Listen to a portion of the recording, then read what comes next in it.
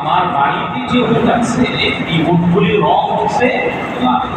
রাসূলুল্লাহ সাল্লাল্লাহু আলাইহি ওয়াসাল্লাম আবারও জিজ্ঞাসা করলেন, হাল ফিহা মিন আওরা, যে তোমার বাড়িতে যে উটগুলি আছে এর মধ্যে থেকে কি ধূসর বর্ণের কিংবা ছাই বর্ণের কোনো উট আছে?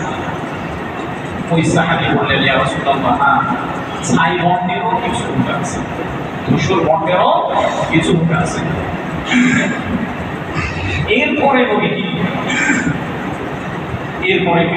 সাল্লাল্লাহু আলাইহি ওয়াসাল্লাম তাকে জিজ্ঞাসা করলেন, ফাআন্না যালিক, তাহলে এই ছাই বর্ণের উটটা কোথা থেকে আসে?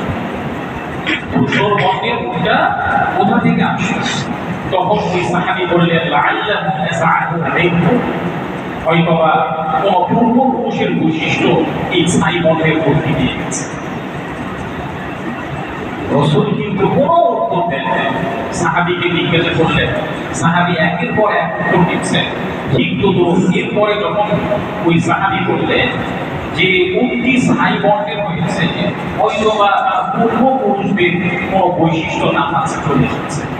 এরপরে নবীজি সাল্লাল্লাহু আলাইহি ওয়াসাল্লাম ওই সাহাবীকে বললেন, দেখো, তোমার এই সন্তানটির ক্ষেত্রেও হয়তো কোনো পূর্বপুরুষের বৈশিষ্ট্য নিয়েছে। তোমার এই সন্তানকেও কি হয়েছে?